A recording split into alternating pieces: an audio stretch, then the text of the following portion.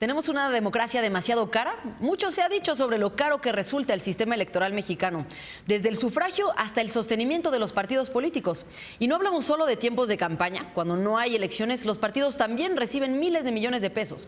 Tatiana Cloutier y Mario Delgado quieren que esto cambie y proponen reducir a la mitad el financiamiento público.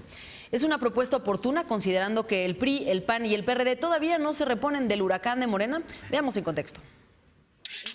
Morena busca que el financiamiento a partidos políticos se reduzca a la mitad en periodos ordinarios. En 1996 el sistema se creó con 500 millones para promover equidad en la contienda, pero este año el presupuesto es de 4.965 millones de pesos.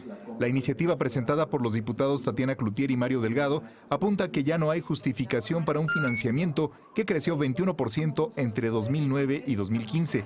El documento señala que el aumento constante de las erogaciones no se traduce en una mayor confianza de los ciudadanos ni en mayor participación o mejor calidad de la democracia. No estamos alterando el monto ni cómo se está cambiando la fórmula de apoyo para campañas electorales.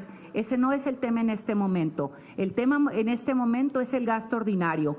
La legisladora propuso que en tiempo ordinario sean los propios militantes quienes apoyen a los partidos y que así los partidos funcionen sin excesos. La iniciativa también señala que las elecciones de 2018 cambiaron de manera significativa el equilibrio partidista tradicional, dejando al PRI, PAN y PRD, los tres partidos que solían encabezar las preferencias electorales, en un lugar muy rezagado, por lo que es imperativo actualizar el régimen de financiamiento y reducir gastos. Vamos a una democracia en donde los proyectos prevalezcan sobre el dinero. Esa es la lección, una de las lecciones del 1 de julio y ahora hay que hacerla realidad. Es 50% menos de financiamiento a los partidos. La propuesta es fijar anualmente el financiamiento, multiplicando el número total de ciudadanos inscritos en el padrón electoral por el 32.5% del valor diario de la unidad de medida y actualización. En enero pasado ese valor se fijó en 80 pesos con 60 centavos. El 30% de la cantidad que resulte de la operación se distribuirá entre los partidos políticos en forma igualitaria y el 70% restante de acuerdo con el porcentaje de votos que hubieran obtenido en la elección de diputados inmediata anterior. Punto y contrapunto. Bueno, el financiamiento público se generó como una alternativa para buscar equidad entre los partidos políticos, pero también para impedir que los poderes económicos se metan a las contiendas electorales. Sí.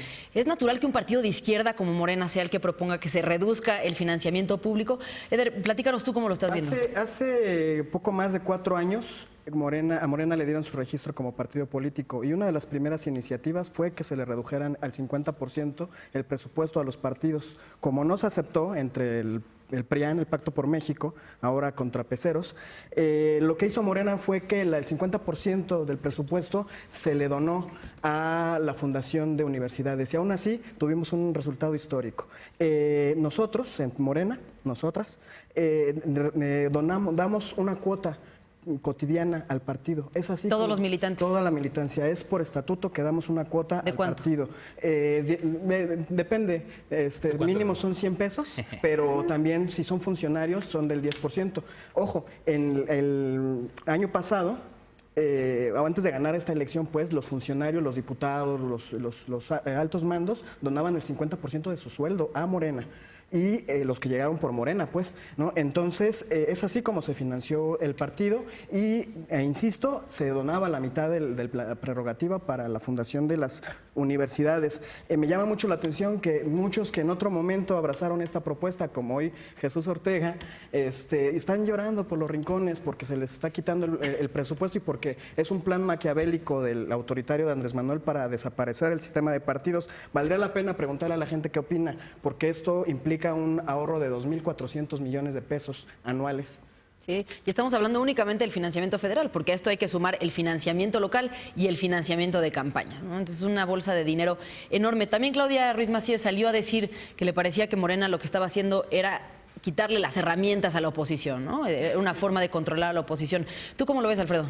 A mí me cuesta todavía mucho trabajo entender, por ejemplo, un partido que salió tan disminuido de la elección como el PRI, y ahí se pueden entender las reacciones, cómo mantener la infraestructura de todo lo que tiene, ¿no? O sea, desde eso que es lo más básico, imaginar, o sea, el funcionamiento cotidiano de los partidos, pues desde luego es un golpe y desde luego que se van a aferrar a esto, ¿no? Coincido con Eder, sobre todo a raíz del sismo del 19 de septiembre del año antepasado.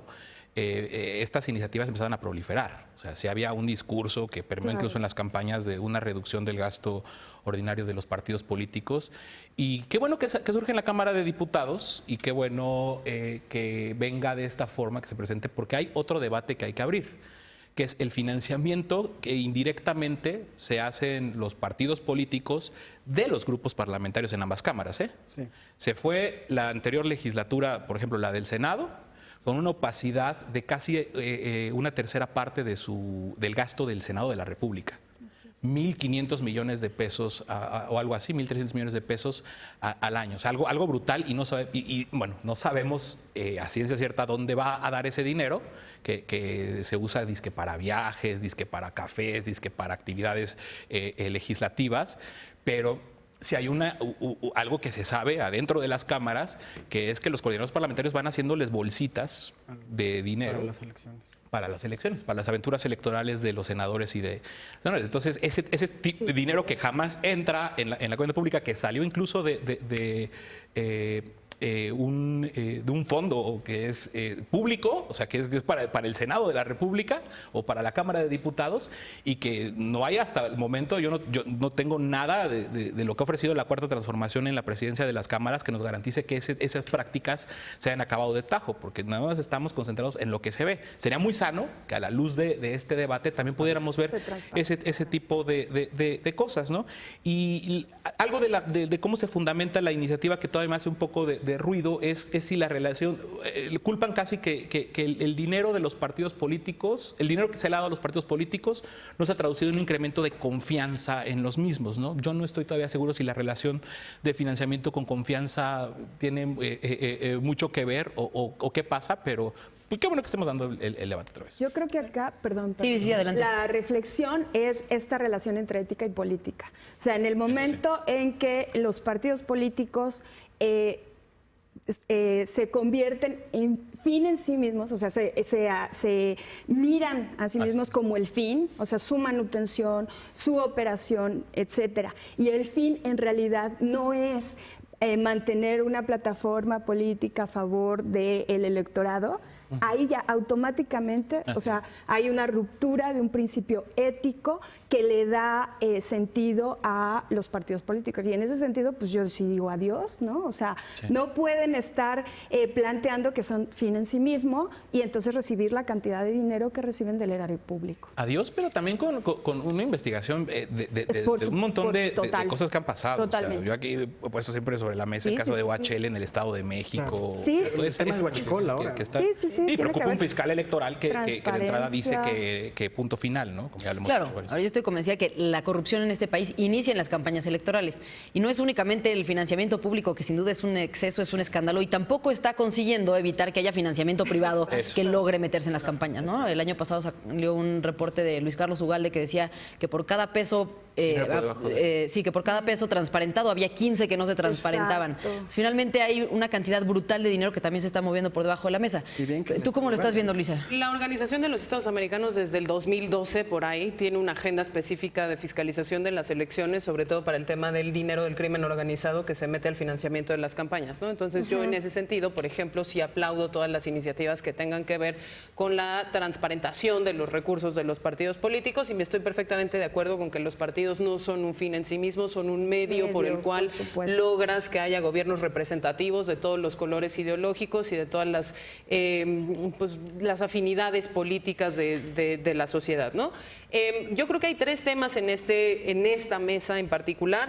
Me parece que el tema de la ética y la política en su relación con la confianza, que nos lleva al segundo tema, que es el de la sobreregulación del sistema electoral, ¿no? O sea, gran parte de la sobreregulación que tenemos sobre el financiamiento de los partidos y la razón por la cual es 90%, 100% financiamiento público y no se ha permitido la entrada de modelos mixtos, como en el caso de Estados Unidos, ¿no? En donde se forman los comités que apoyan la candidatura de un candidato o una candidata de un partido en específico y movilizan los recursos para la elección, que tiene todos sus bemoles y tiene todos sus problemas, tiene que ver con la falta de confianza entre los mismos actores políticos que concursan en esas elecciones, independientemente del tema de confianza con la ciudadanía de para qué se usan. El tercer tema tiene que ver no solo con, independientemente cuál es la fuente de su financiamiento, tienen obligaciones de transparencia. Claro. Nosotros, que es esta organización que se hizo de exigibilidad de derechos desde hace 3 años en la que yo participo, hizo un informe en el 2017 que se llamó Partidos Transparentes.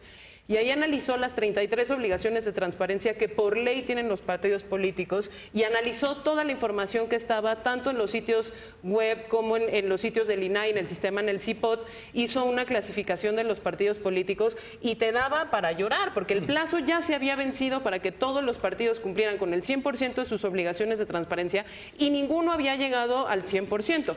En ese entonces el partido más transparente resultó ser Movimiento Ciudadano y los dos más opacos resultaron ser, sorpresa, Morena y el PRD, ¿no? Entonces, qué bien que tengamos una iniciativa que nos ponga a hablar de qué hacen los partidos políticos durante los periodos ordinarios con todo el dinero que se les crece, que además por ahí vi las infografías de Tatiana Cloutier que mencionaba un 21% de aumento entre 2015 y 2019 a estos financiamientos que 2015. No se transparentan, no regresan. 2018. 2009 y 2015 aumentó el 21% del presupuesto. Ah, bueno, pero es un periodo chiquitito, sí, digamos, de tiempo que no se justifica y además entra toda esta parte de las regulaciones específicas de las campañas, donde tú lo mencionabas, Fer, en el corte, el hecho de que las mismas coaliciones permitan juntar todas las bolsas de dinero para hacer quién sabe qué y de ahí salga, ¿no? Mágicamente una campaña sobrefinanciada que además mueve mucha lana en efectivo, ¿no? Otra de las cosas que el Banco de México ha observado también es que durante los periodos electorales se acaba el flujo de efectivo en este país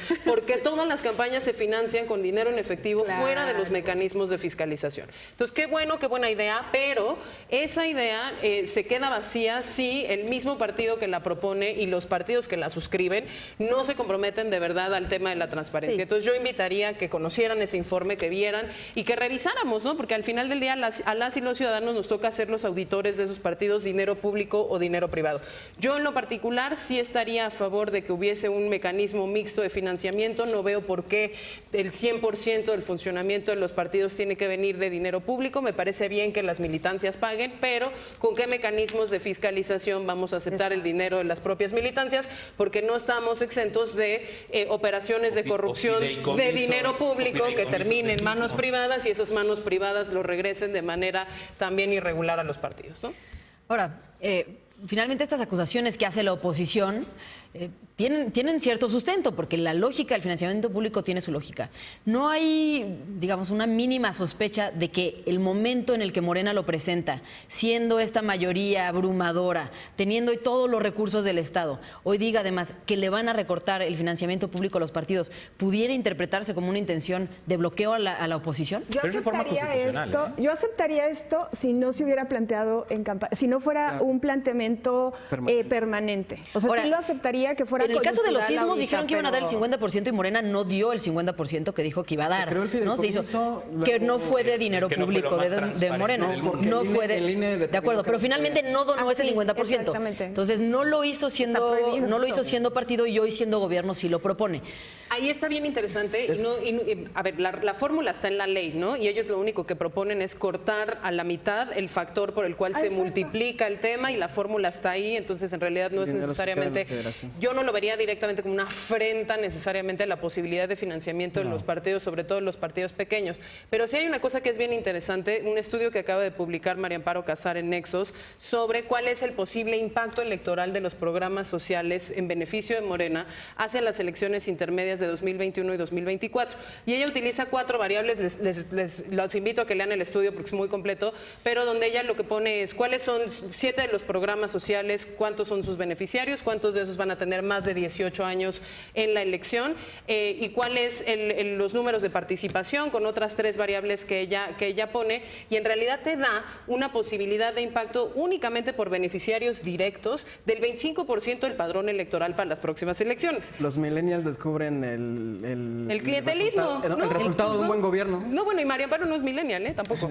Pero, o sea, pero eso no lo puedes descontar. Perdón, o sea, que sí, qué padre que se dé la broma, pero ese es un elemento que no puedes descontar de esa fórmula, porque la fórmula al final del día sí está ligada al número de votaciones para diputados que logres. Y Morena va a lograr un número de diputados muy importantes porque tiene el control de los programas sociales. Pero sí, lo logramos eso no ahora. lo puedes descontar. El PRD lo tenía en la ciudad, y Bueno, ¿y qué punto?